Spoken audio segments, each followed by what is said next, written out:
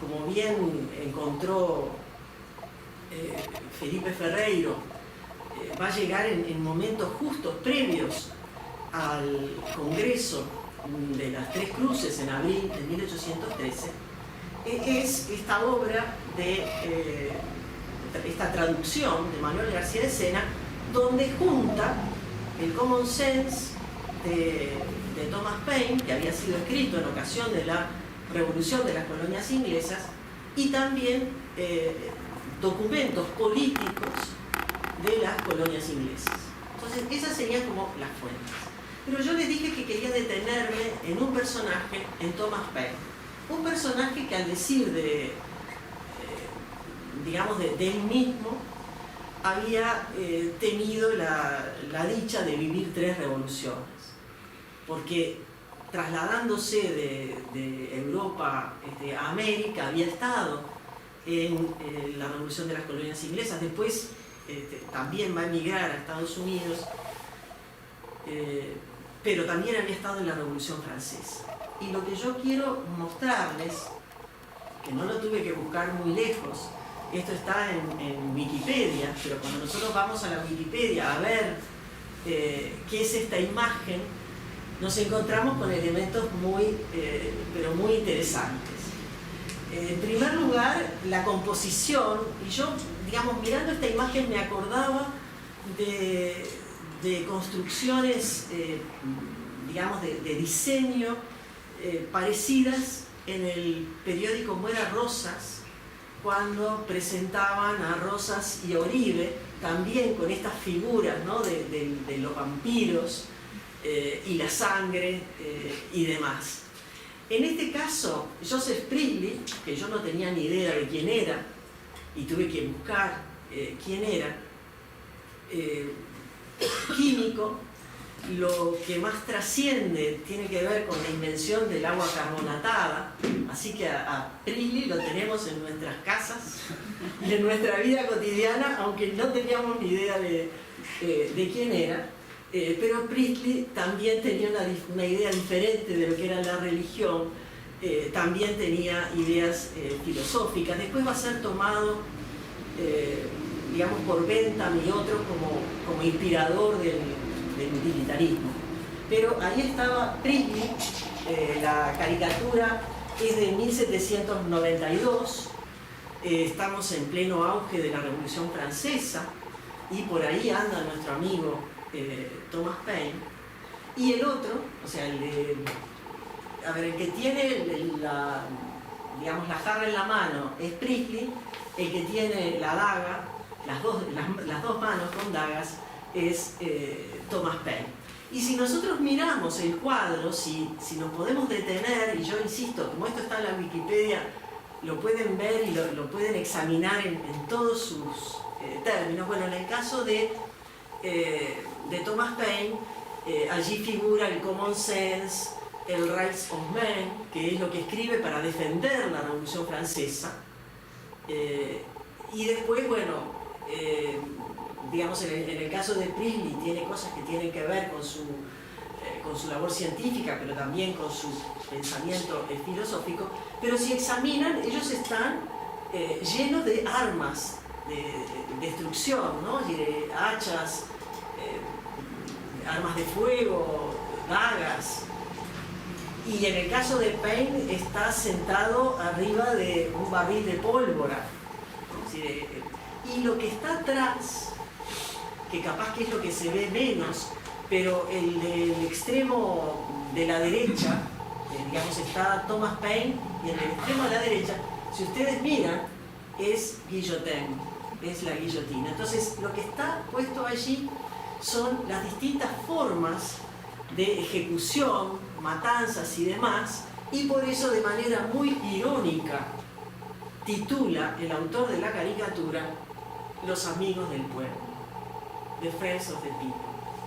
¿Por qué? Porque la manera de, digamos, cuestionar las ideas republicanas era, como le decía, esto del amotinamiento, esto de aquellos que lo que quieren es la matanza, la destrucción y demás.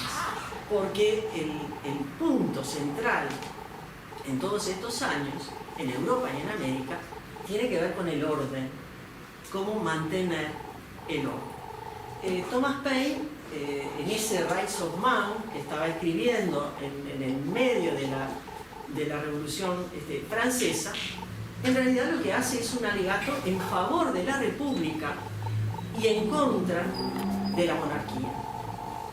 Y ese alegato en favor de la República marca ese enfrentamiento. Ya no son dos formas de gobierno, ¿no? Que unos se pueden gobernar con un rey, otros se pueden gobernar con algún sistema de elección de gobierno de muchos. Ahora estos están enfrentados, porque los derechos del hombre no pueden sostenerse bajo la monarquía. Lo que llaman república no es una forma particular de gobierno, no es la clasificación. Lo que llaman república es lo que garantiza los derechos del hombre. Es el objeto por el cual conviene instituir un gobierno y para el cual éste debe servir. La res pública, los negocios públicos, el bien público. Ese es el fin del gobierno, es el origen del gobierno y el fin del gobierno. Se asocian para defender sus derechos y el gobierno tiene la obligación de defenderlos. Opuesta a la monarquía, de excelente origen, esta voz remite a todo lo que constituye el carácter y la función del gobierno y se opone naturalmente a la monarquía. O sea, en la base, en la sustancia, son opuestas. De vil origen, porque la monarquía va a representar, dice Paine, a un poder arbitrario de una sola persona, que no tiene el objeto del bien común, sino, según Paine, tiene el objeto del bien individual. O sea que en este momento quedan separados, quedan como opuestos y en contraposición los proyectos. Y el artiguismo va a asociarse a la idea de una república que es incompatible con la monarquía.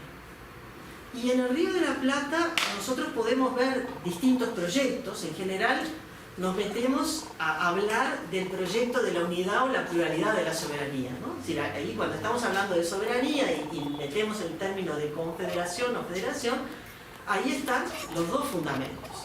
Para el gobierno de las Provincias Unidas, en realidad de lo que se trata es de la misma capacidad que tiene un gobierno monárquico de mantener el orden y mantener la estabilidad del gobierno, y para eso entonces tiene que ser, tiene que haber una única soberanía y tiene que haber un gobierno centralizado, centralista y centralizado, como única garantía para el orden y la estabilidad.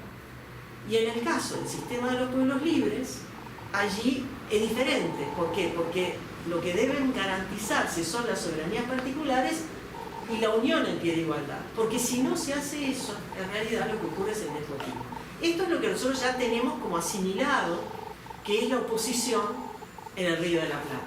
A esta oposición tenemos que sumarle que en el caso de las Provincias Unidas o de quienes apoyan esta idea de unidad de la soberanía y centralismo, aparece asimilado también la posibilidad de coexistir o de digamos, realizarse a partir de una monarquía, que es una monarquía constitucional, pero que es centralista.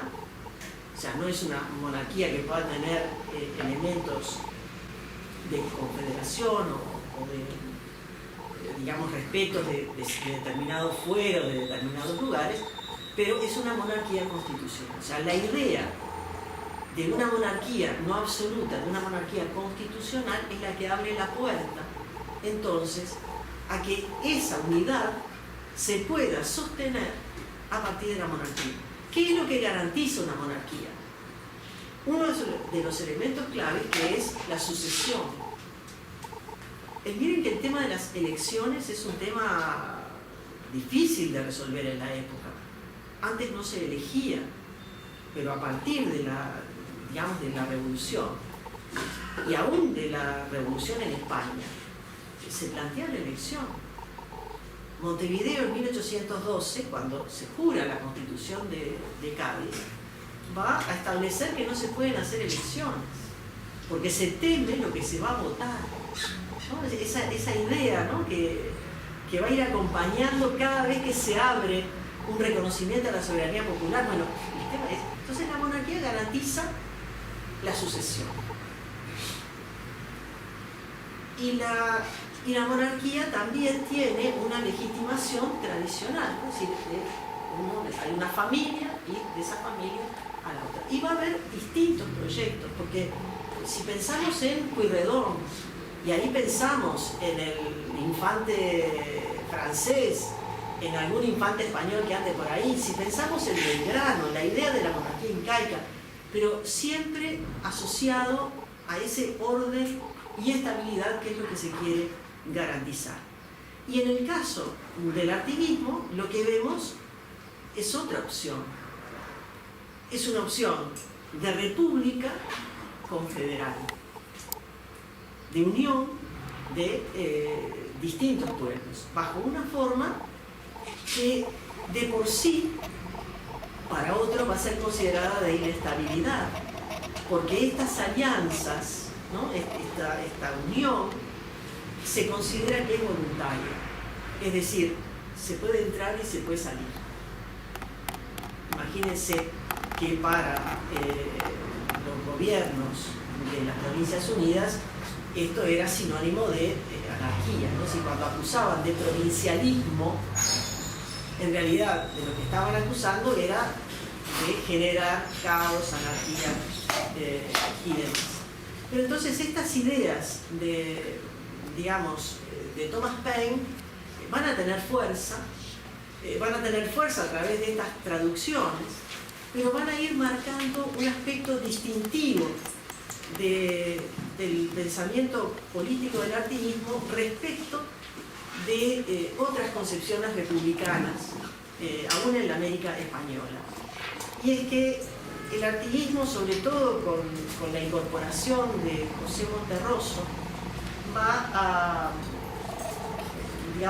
mantener y profundizar la idea de la república como el bien común, la idea, tal vez, relecturas de la República Romana, de ese servicio a la República, de esa virtud republicana, pero también le van a incorporar este otro componente contra la monarquía. Entonces, presentada esta situación, tenemos que ver lo que se oponen a la República, y ahí nos aparecen algunos personajes, y yo en este caso opté por poner a Nicolás Herrera no en las clásicas cartas que envía cuando ya está